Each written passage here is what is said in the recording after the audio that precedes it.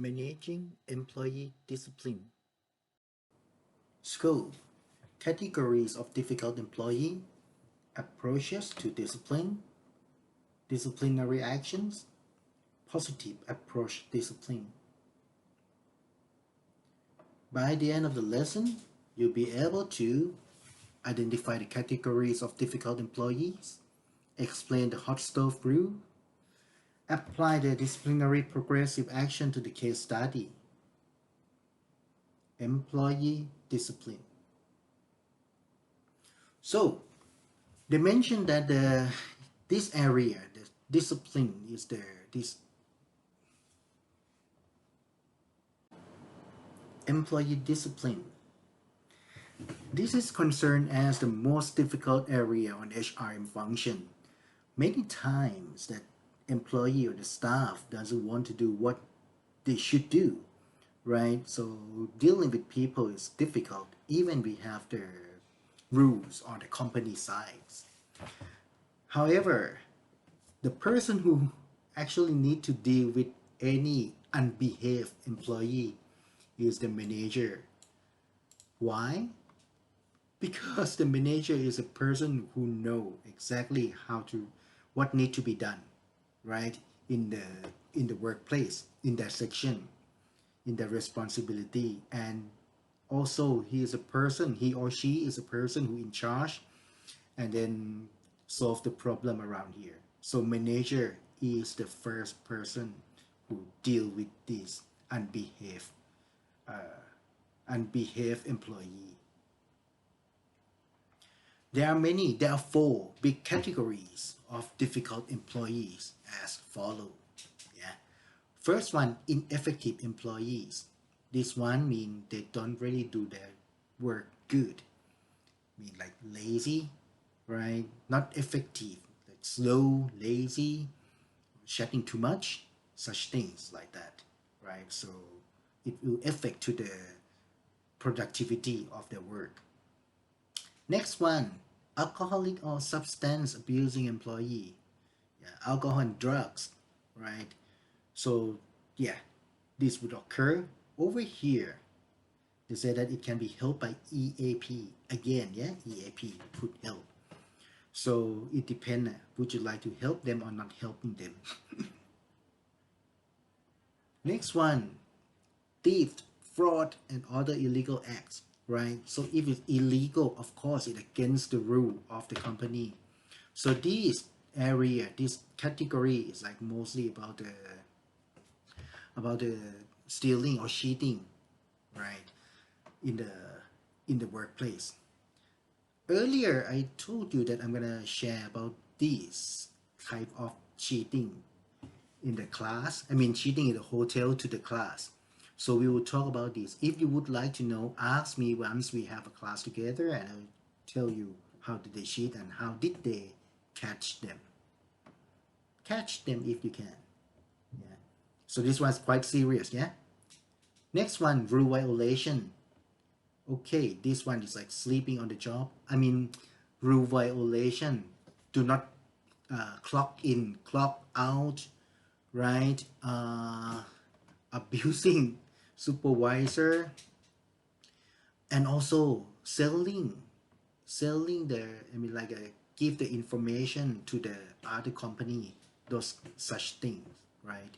Rude to the customer, being rude to the customer.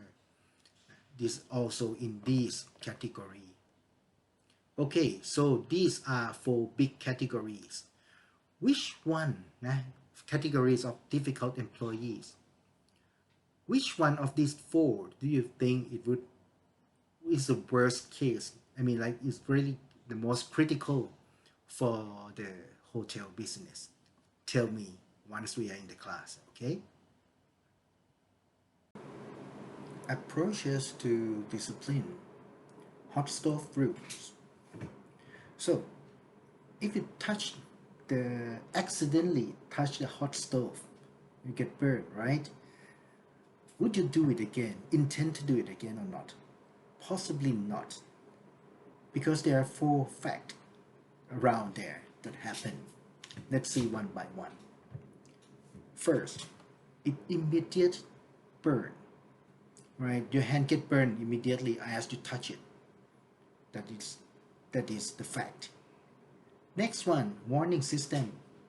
Normally, you probably know that the stove is hot. You will get burned if you touch it.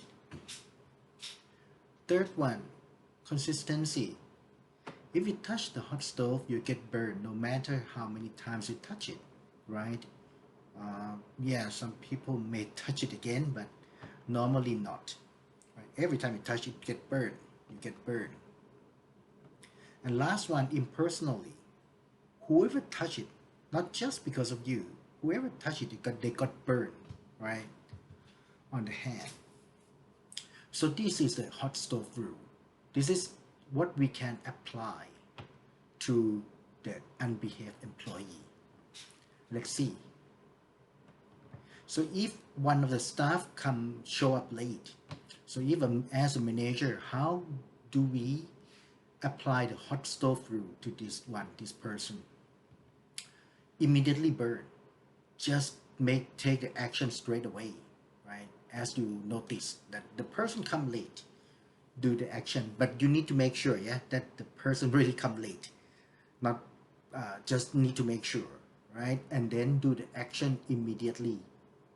Okay, so just like when you touch the hot stove, it burn immediately. Next one, the warning system. As the hot stove, they said that people know already, should know that the stove is hot, right? But for applying for the situation, you need to remind the person about the rules that was mentioned before, possibly in the orientation or the first day of working, right? So let them remind the person, oh, you know the rules already, you should not come late. And then this is the warning system. They notice that they already they are already informed that should not come late. They know the rules already. Then consistency. You need to inform the person that the person will get the disciplinary action. Again, if you come late again, it's wrong. You get the disciplinary action again, right? So not just because of this time. It will happen every time you come late. Yeah. And then last one, impersonally. Earlier we said the stove burn everyone, right? So as a manager, you need to ensure that this action is because of the violation, because the person come late, right? Violate the rules. So there's nothing personal. It's not because of you. It's because of your behavior. It's because of the violation that you made, right? So this is the way that we apply the incidence of the hot stove rules, of the touching hot stove on the hot stove rules to the situation, right? So make sure that immediately action, make them notice that they were informed before about the rules. Make sure that it will happen every time that you violate the rules. And then there's not personal, right? Nothing personal, impersonally.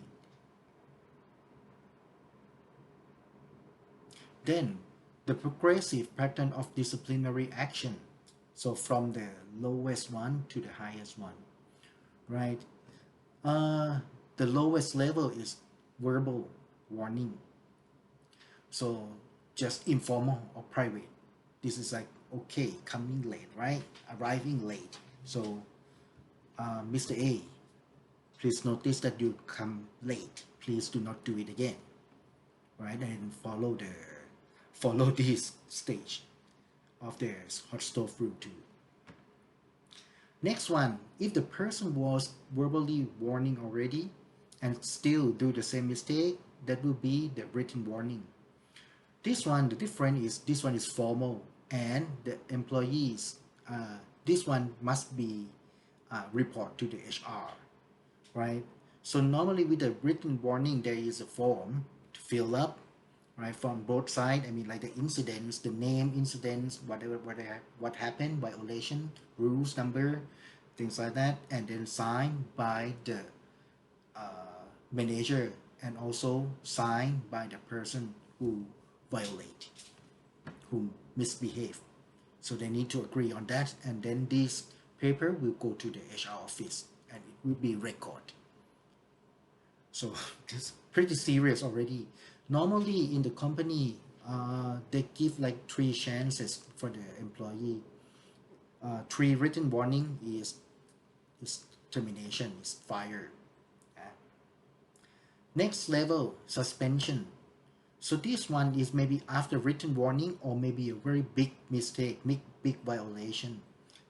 So in this case, they will be off work without pay. So they call suspension, right? Okay, so 2 weeks, you are away for 2 weeks without pay. Things like that. Suspension, this is kind of like very serious one. Actually, it happened once in the hotel in London. Yeah, a butcher was angry so much and then he threw and hammer the meat tenderizer to the person. Actually, he threw the hammer. He threw the hammer to the wall just to scare the person. But that is very danger, right? So he got suspension for that, and not much longer that he worked. He got termination. That's the one, right? So termination is fire. So it must be a very big mistake, right? Or 3 written warning or some other thing after suspension, right? So from the lowest level to the highest level, right? So normally it will be like go like level by level, but sometimes it's just like straight to termination. So think about that. What case that bring the staff to the termination straight away? Now, I would like you to watch the clip and see how the manager applied the hot stove rules and the progressive pattern of the disciplinary action to the case. There are 2 cases. Of all my responsibilities as a manager, the toughest one for me is disciplining people. Ron just isn't performing at the level that he needs to be. His main job right now is to do the weekly production report. But the only thing he seems to focus on is the company fantasy baseball league. I'd like to just ignore it, but this problem isn't fixing itself, and sooner or later, I'm going to have to do something. I just don't know what to do about Lisa. She shows up late every other day, takes breaks whenever she feels like it, and when I try to talk to her about it, she pretty much ignores me. It's confusing to me. I take pride in my work, and I don't really understand someone who doesn't.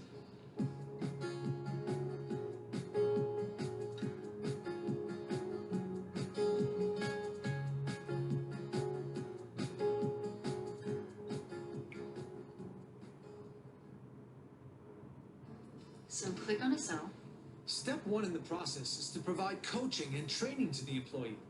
Behavior problems are sometimes the result of inadequate skills or knowledge.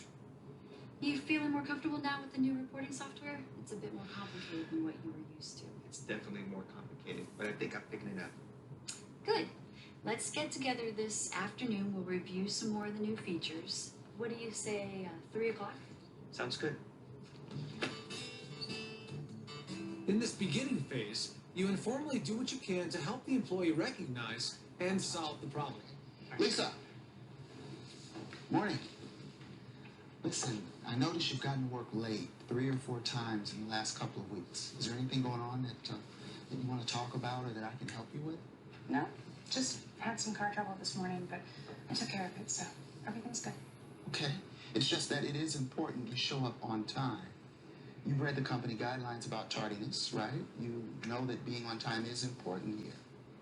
Darren, don't worry about it, okay?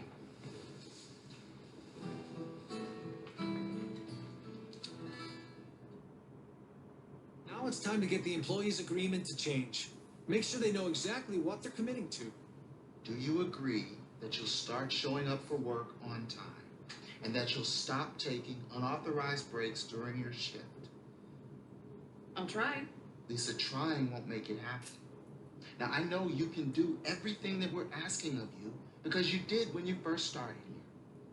I'm asking you to make a real commitment. Okay. I'll do it. Shouldn't be a problem. Great. Ron, do you agree to get your reports in on time from now on? And to check it over to make sure any mistakes are corrected in time before the meeting? That's what I've always been trying to do. So, yes, I will get my report in on time and reduce the errors. Next, you both need to come up with an action plan together. I'd like to help you with this. How about if Drew Snyder tutors you on your job skills a few times a week? I've been here 3 years longer than Drew. I know, but I think that Drew has a better understanding of the new reporting system than you do. Let's see if he can help you raise your skills. Okay. And I know that you and a couple of the other employees are really into a fantasy baseball league. And that's great. Just try not to let it interfere with your work. I don't think it interferes with my work. That's good. I'm just reminding you not to participate in it while you're on the clock, okay? Sure. In the coming weeks, you'll be monitored pretty closely. I'll follow up weekly to see how you're doing. If we see improvement, then everything's fine. And if not? If your performance doesn't improve, the next step will be a short suspension. Wow. Suspension? That won't be necessary. I can totally be here on time, and I'll call my friend back at lunchtime. In summary, what we learned today are categories of a difficult employee, approaches to discipline, and disciplinary actions.